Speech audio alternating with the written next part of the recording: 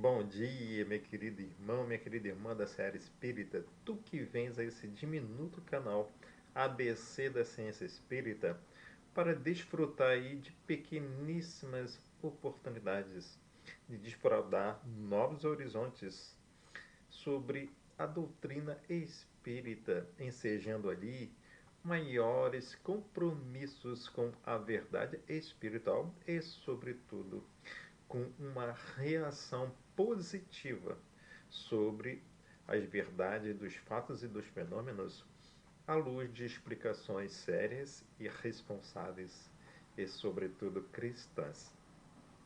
Hoje, dia 26 de maio de 2024, seja bem-vindo. E como sempre fazemos, abrimos a leitura do livro Caminho, Verdade e Vida, obra psicografada por Chico Xavier, editada pelo nosso amado irmão mentor maior, Emmanuel. A lição é a número 42, Glória ao Bem. Glória, porém, e honra e paz a qualquer que obra o bem. Paulo, Romanos, capítulo 2, versículo 10. E nos explica candidamente Emmanuel. A malícia costuma conduzir o homem a falsas apreciações do bem, quando não parta da confissão religiosa a que se dedica, do ambiente de trabalho que lhe é próprio, da comunidade familiar em que se integra. O egoísmo falo crer que o bem completo só poderia nascer de suas mãos ou dos seus. Esse é dos característicos mais inferiores da personalidade. O bem flui incessantemente de Deus, e Deus é o Pai de todos os homens. E é por intermédio do homem bom que o Altíssimo trabalha contra o sectarismo, que ele transformou os filhos terrestres em combatentes contumazes de ações estéreis e sanguinolentas.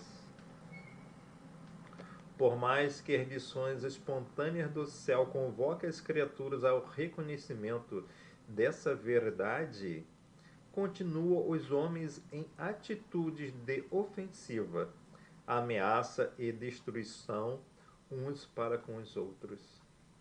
O Pai, no entanto, consagrará o bem, onde quer que o bem esteja. É indispensável não atentarmos para os indivíduos, mas sim observar e compreender o bem que o Supremo Senhor nos envia por intermédio deles. Que importa o aspecto exterior desse ou daquele homem? Que interessa a sua nacionalidade, o seu nome, a sua cor? Anotemos a mensagem de que são portadores. Se permanecem consagrados ao mal, são dignos do bem que lhes possamos fazer. Mas se são bons e sinceros, no setor de serviço em que se encontram, merecem a paz e a honra de Deus. Mais uma belíssima lição, explicando Emmanuel, à luz dos seus fatos verdadeiramente cristãos, aquelas motivações impensáveis a que são colhidos muitos dos nossos ceareiros, inclusive da doutrina espírita, em atacar o próximo através das suas convicções puramente ideológicas, porquanto revestidos daquela capa da sua própria ideologia, qualquer religião se transforma em forte instrumento do mal, do sectarismo humano. Então, queridos irmãos, mantenhamos-nos vigilantes para que nossas convicções não atrapalhem a semeadura salutar daquela importante e maravilhosa palavra que Jesus nos outorgou há milênios atrás. para que sejamos nós portadores da verdade maior de que existe uma única humanidade. Todos somos filhos de Deus e irmãos celestiais. Se conosco mais uma vez, Deus te ilumine hoje e sempre. Feliz por estarmos aqui, tendo essa possibilidade de estudo maior. E conclamamos com essa lição a que tu possas guardar esse bem redivivo dentro de ti, para que tu possas transformar a tua palavra num mecanismo mental de energia positiva. Deus te ilumine hoje e sempre, que assim seja. Então hoje, bem-vindo ao nosso episódio 65. Nós ali finalizamos o capítulo 18 do nosso querido livro Missionários da Luz, Obsessão, estudando o seu aspecto em que André Luiz traz, que é a de ser uma doença psíquica. Na primeira parte, nós vimos a primeira parte do capítulo sobre o esclarecimento ao amor. O processo de desobsessão, entre aspas, é um processo de esclarecimento, um processo de evangelização, tanto do obsidiado, tanto do obsessor, porque nós não sabemos quem é a vítima integral. Como nós sempre falamos, estudamos aí a obra Missionários da Luz, obra psicografada por Chico Xavier em 1943, pelo nosso bondoso irmão de esclarecimentos científicos André Luiz, e do mundo espiritual. Obsessão, portanto, é um capítulo sobre uma reunião em que André Luiz participou de atendimento a casos de obsessão. Portanto, é um capítulo que nos enriquece os sentidos ao observarmos os casos de obsessão e as reuniões de esclarecimento ao amor. André Luiz nos apresenta fatos como estágio para a possessão, que nós vimos no episódio anterior, no episódio número 64. O papel do esclarecedor espiritual junto aos obsessores, a importância da autoeducação, o papel das palavras mentos-sentimentais para a lavagem mental, o esquecimento do pretérito pelo obsessor, em que nós vimos, né, que no momento André Luiz perguntou ao Alexandre se não podia, um amigo lá da reunião perguntou se não poderia revelar, fazer uma operação magnética no obsessor para que ele pudesse recordar as suas próprias faltas. E aí o Alexandre disse para ele que não seria possível, pois era necessário que aquele obsessor passasse por um processo de sofrimento. Nós mostramos também, né, essa lição mostra belamente o quadro de conjugação mediúnica entre obsessor e obsidiado. E a sessão de que participa, então, apresenta o caso de 5 irmãos encarnados, sendo que apenas uma jovem estava em estágio de libertação. Os demais, os outros 4, portanto, em estágio de apenas socorro espiritual, para que o processo obsessivo não se agravasse. Portanto, nessa última parte, nós vamos ver que a obsessão ela é uma doença psíquica. Portanto, sendo um fenômeno de fundo psíquico, ela possui mecanismo de ligação fluido magnético mental. E o trabalho é um trabalho de evangelização, porém de autodomínio, autodefesa e autocura, que pode se dar nessa encarnação ou outras encarnações, meus queridos irmãos. Ou seja, às vezes, como nós vamos ver aqui, o obsessor, ele recebe aquela evangelização e se transforma no amigo daquele obsediado, mas o obsediado aqui encarnado, ele não revela todos os mecanismos do pretérito e não professa a sua autocura, tendo o que? não, ao ser evangelizado o obsessor, não é por isso que ele teve a extinção da dívida.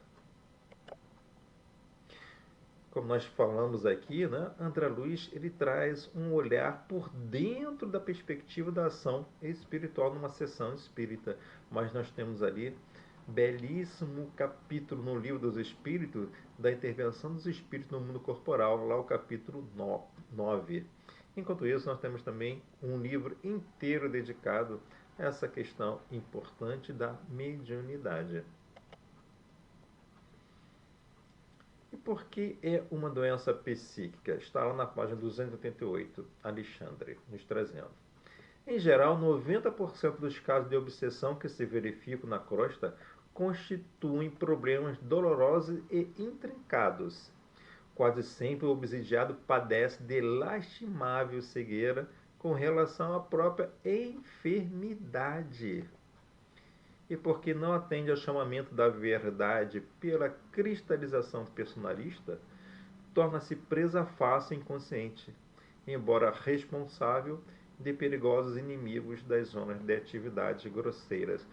Ou seja, em primeiro lugar, o obsidiado ele tem uma responsabilidade pela sua autocura, pelo seu domínio.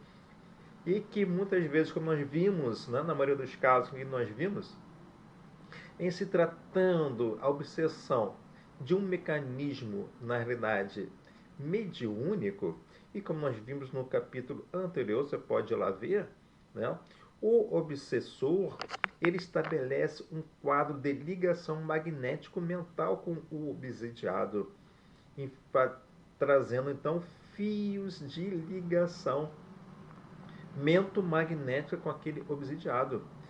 E aí, concordando com a ação do obsessor, o obsidiado também possui o que? Uma cristalização personalista, que traz da sua própria personalidade. E o que faz o obsessor apenas alimenta aquela cristalização personalista, da qual, portanto, o obsidiado se alimenta e se mantém ali preso, cego, à sua condição de enfermidade. Por esse motivo, continua Alexandre, André, ainda mesmo para o psiquiatra, olha aí como trata então Alexandre, esclarecida à luz do espiritismo cristão, a maioria dos casos dessa ordem é francamente desconcertante. Em virtude dos ascendentes sentimentais, cada problema destes exige solução diferente. Além disso, importa notar que os nossos companheiros encarnados observam somente uma face das questões, quando cada processo desse teor se caracteriza por aspectos infinitos com vistas ao passado dos protagonistas encarnados e desencarnados. Foi o que nós dissemos ali. E aí André Luiz fala, e por que meu orientador voltasse a cooperar ativamente nos trabalhos em andamento, passei a examinar os doentes psíquicos, enquanto o doutrinador terreno prosseguia em sua luminosa tarefa de evangelização. Portanto, meus queridos irmãos, minhas queridas irmãs, vemos aqui uma revelação da maior importância que André Luiz nos traz. É que a obsessão não é somente um processo de resgate espiritual, um processo de ataque. Ele, como nós vimos, é um mecanismo mediúnico em que se revelam dois doentes psíquicos. Olha só que interessante. E André Luiz nos fala lá na página 290. A jovem que reagia contra a perigosa atuação dos habitantes das sombras demonstrava regular normalidade em seu aparelho fisiológico. Semelhava-se a alguém que movimentava todas as possibilidades da defensiva, para conservar intacto o equilíbrio da própria casa. Entretanto, os demais exibiam lamentáveis condições orgânicas. Então, nós vamos ver aqui o quadro de como se estabelece essa doença psíquica.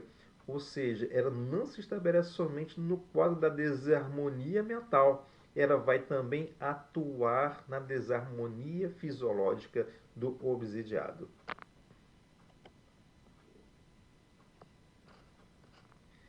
E aí André Luiz nos mostra, né? A desventurada possessa, nós vimos no episódio anterior, né? Que o quadro, como que o quadro de obsessão, ele passa para a possessão completa, né? A desventurada possessa, portanto, apresentava sérias perturbações, desde o cérebro até os nervos lombares e sacros, demonstrando completa desorganização do centro da sensibilidade, além de lastimável relaxamento das fibras motoras. Tais desequilíbrios não se caracterizavam apenas no sistema nervoso, mas igualmente nas glândulas em geral e nos mais diversos órgãos. Nos demais obsidiados, os fenômenos de degradação física não eram menores. 2 deles revelavam estranhas intoxicações no fígado e rins. Outro mostrava singular desequilíbrio do coração e pulmões, tendendo à insuficiência cardíaca em conúbio com a pré-tuberculose avançada. Está lá na página 290. Olha só que quadro maravilhoso que André Luiz nos traz. Portanto, mostrando ali que o remédio encontra para cuidar dos efeitos materiais no nosso corpo, na realidade, o processo, a causa, ela é espiritual. Olha só, vindo a provocar desequilíbrios desde o fígado, nos rins, no sistema nervoso, nos pulmões, no coração, meus queridos irmãos. E aí se manifestando através das doenças que nós vemos. Então nós vemos aqui, meus queridos irmãos, que em grande parte das doenças que são assistidos os nossos irmãos doentes, está por trás um fundo de uma doença psíquica. Olha que maravilha de esclarecimento, de revelação que André Luiz nos traz. Está lá na página 290, demonstrando que, olha só, como se abre novos caminhos, novos campos de estudo e tratamento. Portanto, a doutrina espírita, o espiritismo, ele traz aí novas perspectivas para a ciência terrena, desdobrando oportunidade de estudos maiores e fecundos sobre a alma ou sobre o espírito e toda a sua fenomenologia aqui da Terra. E continua lá Alexandre. O desequilíbrio da mente pode determinar a perturbação geral das células orgânicas. É por esse motivo que as obsessões quase sempre se acompanham de característicos muito dolorosos. As intoxicações da alma determinam as moléstias do corpo. Está lá na página 291. Se tu quiseres voltar um passo atrás, estudar um pouquinho sobre isso, a força mento criativo, a energia psíquico sutil e a glândula pineal, dá uma olhadinha lá no nosso episódio 18 sobre o princípio fundamental da forma pensamento. E qual o processo, portanto, de cura, né? A evangelização com um duplo papel. Alexandre então fala para André Luiz: repare no serviço de fraternidade legítima.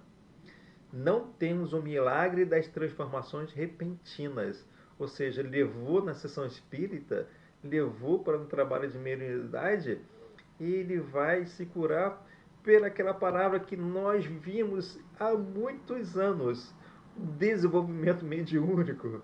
Não, não é o desenvolvimento mediúnico que traz a cura, e sim a restauração do seu autodomínio, da sua autodefesa, através de um processo de evangelização, meus irmãos, até que aquele irmão obsidiado ele possa restaurar o seu equilíbrio psíquico e através da sua própria cura, através das preces que ele faz fora daquelas reuniões, a sua melhor conduta mental, trazendo que uma renovação dos seus quadros mentais, ele faz a evangelização de si mesmo e do seu obsessor. Então, meus queridos irmãos, vemos aí que a palavra desenvolvimento mediúnico ela é muito restrita para tratar todo o mecanismo que por trás dessa cura de uma doença psíquica que estagia nas relações pretéritas que pode acontecer no próprio momento dessa encarnação e muitas das vezes pode ser derivada naturalmente, né, de uma ação ilegítima da sua ação do pretérito, mas possui um fundo da sua própria responsabilidade. Então, nada mais é, meus queridos irmãos, um processo que nós chamamos, né, de desenvolvimento mediúnico, de que uma restauração do seu equilíbrio, do seu esclarecimento amor. Então, portanto, Alexandre nos fala, não temos o milagre das transformações repentinas, nem a promoção imediata aos planos mais elevados dos que se demoram no campo inferior. A tarefa é de sementeira, de cuidado, persistência e vigilância. Não se quebram grilhões de muitos séculos num instante, nem se edifica uma cidade num dia. O companheiro que ensina a virtude, vivendo-lhe as grandezas em si mesmo, tem um verbo carregado de magnetismo positivo, estabelecendo edificações espirituais nas almas que o ouvem. Sem essa característica, a doutrinação quase sempre é vã. Então, Alexandre falando aqui sobre, explicando para o André Luiz, sobre o papel do evangelizador. Mas também o obsidiado é um evangelizador de si próprio, através das palavras mentais, em que, como nós vimos no episódio anterior, ele constrói, ele se alimenta o que? De palavras mentopositivas que vão lavar o seu cérebro daquelas palavras mentais que foram ali inoculadas pelo espírito obsessor. E também se transforma com evangelizador de si próprio quanto do próprio irmão obsessor. E André Luiz nos fala então, vendo o quadro expressivo analisado pelos esclarecimentos do instrutor, compreendi que o contágio pelo exemplo não constitui fenômeno puramente ideológico, mas sim que é um fato científico nas manifestações magnético-mentais. Portanto, meus queridos irmãos, os quadros de obsessão são reflexos de dramas existenciais, sim, do pretérito, mas revelam a necessidade de esclarecimento, autodomínio e esforço próprio, estabelecendo os estágios de atendimento. Em vista disso, muitos obsessores evangelizados rebentam a corda de ódio e se transformam em auxiliadores de socorro ao próprio obsidiado, com a ajuda dos planos superiores. Mas, na maioria dos casos, a vítima não se restabelece organicamente, pois que não efetuou a cura em si próprio ou não extinguiu a dívida a ser resgatada em qualquer parte do universo. Olha que explicação científica do quadro da obsessão, meus queridos irmãos, que André Luiz nos traz. E assim agradeço a essa oportunidade de estarmos aqui estudando, visto aqui o papel da evangelização, o papel das doenças materiais que nós vimos, que na verdade são derivadas de o quê? De um quadro obsessivo, em que estaria presente uma ligação mediúnica, em que se estabelece ali, na realidade, uma doença psíquica. E o papel importante da evangelização como processo educativo de libertação e de ajuda, mas não sem a responsabilidade da autocura. E muitas das vezes esse processo de obsessão não termina aqui numa encarnação.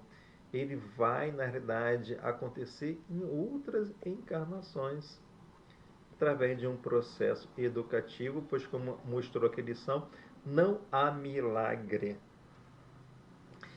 E por último, queridos irmãos, queridas irmãs, esse conceito de desenvolver mediunidade é um conceito restritíssimo diante desse mecanismo de uma doença psíquica, em que, na verdade, né, aquele irmão ou a irmã que está ali infecta pelo quadro mediúnico de obsessão, na realidade ele vai desenvolver mecanismos de quê? De autodefesa, de autodomínio, evangelização de si próprio, evangelização do obsessor, cura através de palavras mento-criativas que vão restabelecer o seu equilíbrio da sua paisagem mental.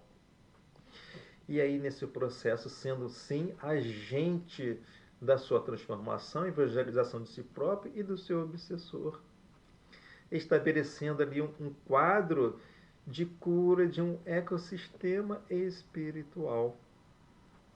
Portanto, meus queridos irmãos, vem aí um quadro maravilhoso da ciência espírita a ser nos revelado por André Luiz no livro Missionários da Luz.